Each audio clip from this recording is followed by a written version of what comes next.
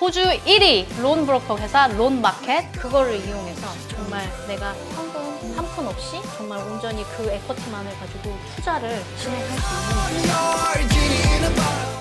첫 집을 사놓고 시세 이제 차익이 어느 정도 생겼잖아요. 그렇죠. 그거를 이용해서 첫 투자를 하시려는 분들이 아마 대부분이실 거라고 저는 생각이 맞습니다. 들거든요. 네네네. 우리가 이제 에쿼티라고 부르는데 그렇죠. 그거를 이용해서 정말 내가 현금 한 푼 없이 정말 온전히 그 에쿼티만을 가지고 투자를 진행할 수 있는지 가능하시고요. 가능하나요? 그럼요. 아, 요새 네. 가장 많이 제가 해드리고 있는 시나리오들이 바로 이거예요. 이제 첫 집 구매를 예전에 하셨고, 네네. 그리고 나서 이제 투자용을 구매를 하시길 원하시는 거예요.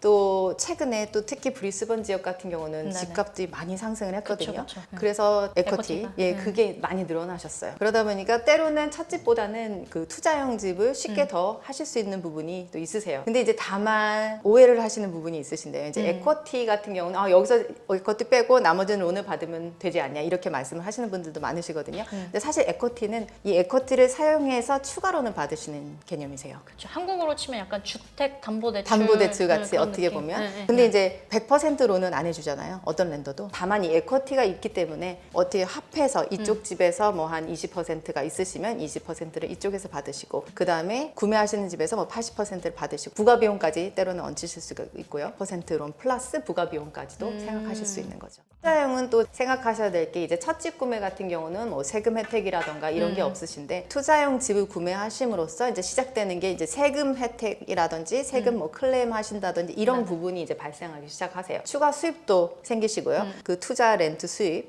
그 다음에 이제 거기에 발생하시는 다른 세금 혜택들. 그래서 어떤 분들은 뭐 사업하시는 분들이나 아니면 세금을 좀 많이 내시는 분들은 일부러 투자용 집을 구매하시는 분들도 그쵸, 계세요. 그쵸, 맞아요. 그 세금 때문에. 투자용 집 투자를 하신다는 거는 이제 그런 부분도 있기 때문에 꼭 론이라든지 리페이먼트만 생각하시지 마시고요. 네네. 그 전체적으로 나한테 오는 혜택. 그리고 어차피 또 어떻게 보면 투자잖아요. 그쵸. 그래서 미래에 전망이 있고 그게 이제 결국은 나한테 투자로 다시 수익이 오시는 걸로, 그런 좋은 집이라던가 좋은 네네. 프로퍼티를 선택하셔서 네네. 투자를 하시면은 도움이 되시겠죠. 그렇죠. 그러면 이제 만약에 에쿼티라는 부분이 네네네. 제가 80만 불의 주택을 샀는데 지금 1밀리언이 돼서 20만 불의 이익이 생겼잖아요. 그거를 다 쓸 수 있는 건 아니잖아요. 사실. 그렇죠. 예. 그러니까 보통은 랜더들은 기준은 80%. 이것도 그쵸. 모든 랜더들이 해주는 건 아니에요. 어떤 데는 조건이 있어야 되고요. 실제 밸류가 중요한데요. 또 네. 랜더마다 이걸 진행할 때 밸류 측정을 하는데 네. 이제 랜더들마다 사용하는 밸류에이션 업체들이 또 여러 개가 있는데요. 중복되는 경우도 있지만 또 다른 곳들도 있거든요. 누가 나와서 밸류 측정을 하는 거에 따라서 또 업체에 따라서 다 다르게 나올 수가 있어요.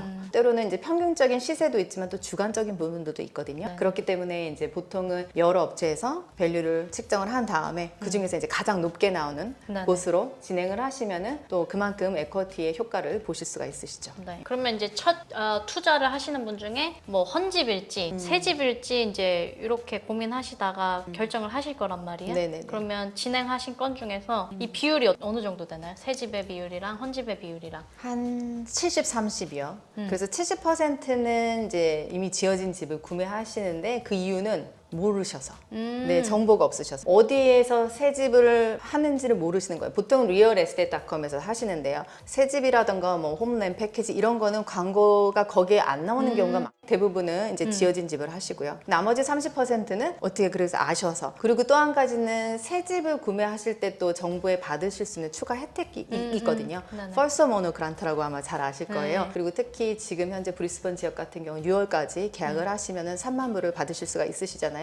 투자자들한테는 혜택은 없죠. 없죠. 없지만 그쵸? 예, 이거는 그야말로 퍼스트 홈 오너 그란트. 네. 투자자들에겐 혜택은 없지만은 제가 이제 항상 첫집 구매자들 분들께도 말씀드리는 게 첫집은 투자라고 생각을 하시라고 말씀을 드려요. 이거를 먼저 구매를 하지만 네네. 이게 결국은 1년 정도 거주하셨다가 투자용으로 전환을 하실 수도 있고요. 또 이거를 사용해서 또 다른 투자를 구매를 하실 수도 있으시기 때문에 네, 그래서 제가 항상 말씀드릴 때는 만약에 혜택을 받으실 수 있다면 지금 첫집 구매로서 혜택을 다 받으실 받으시고 네네. 그리고 요거를 이제 투자용으로 보셔서 장기적으로 봤을 땐 이 집이 투자용이 됐을 수가 있는 거죠. 첫 투자를 하시는 분들 중에 꼼꼼히 잘 알아보고 나한테 이제 잘 맞는 투자 매물을 찾고 정확한 버짓을 채우고 해가지고 성공하신 분들도 꽤 많지만 좀 어려움을 겪은 분들에 대한 얘기는 많이 못 듣잖아요, 사실. 혹시 그런 사례가 혹시 전해 들은 뭐 그런 부분이 있으셨다면 어떤 것들이 있었을까요? 네. 이제 개 중에는 좀 많이 피해를 보신 분들도 계세요. 예를 들어서 그분 같은 경우는 일단 투자를 하시고 싶으셔서 네. 다른 또 전문가한테 맡기시긴 하셨는데 실제로는 좀 어떻게 보면 무리가 있으셨던 거죠. 아주 높은 이율의 비용도 많은 그런 대출을 받으셔서 네네. 그 이자가 거의 10%가 넘으셨어요. 나중에 이제 집을 사시고 자금 빠져나갈 보니까 너무 많이 자금이 빠져나가시는 거예요. 그리고 매달 나가시는 게 너무 높다 보니까 이거는 렌터 수입으로도 커버가 안 되고도 엑스트라로 이 매달 이거를 하시니까 감당하시기가 너무 힘드셔서 결국은 판매를 하시더라고요. 손해를 보시고.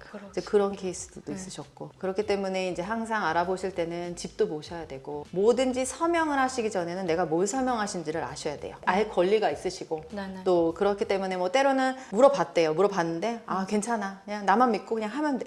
근데 확인을 꼭 하셔야 된다. 네, 그러면 이제 나중에 변수도 없으시고 네네. 내가 정확히 어떤 거를 어떻게 관리를 하시면서 또 계속 유지를 하시냐. 내가 첫 집 투자로 인해서 성공을 하고 돈을 다 잘 벌고 하는 경우들도 있긴 하지만 안 되는 걸 막 억지로 막 이렇게 하려고 하다 보면 또 일이 잘 안 풀리는 경우들도 있는 것 같아요. 그래서 충분히 전문가와 상담을 하시고 내가 뭔가를 알아보고 사인을 해야 되는 순간에는 잘 유심히 또 보셔야 되는 부분도 있고. 또 내가 안 봐도 되거든요. 네. 그래서 뭐 이런 계약서 같은 경우는 맡기셔서 뭐 내가 이러이러한 조건을 넣었는데 이게 과연 실제로 계약서상에 그렇게 되어 있는지 그것도 중요하세요. 한 사례로 또 피해를 보신 분도 계시는데요. 계약을 하셨어요. 이제 계약을 하시고 이런 뭐 조건도 거기까지는 좋으셨는데 그 다음이 이제 문제셨는데 계약을 하신 다음에 이제 세틀먼 날짜도 있고 파이낸스 날짜도 있으시고 실수가 부동산 분하고만 이제 통화를 하신 거예요. 그래서 부동산 분이 문제 없어.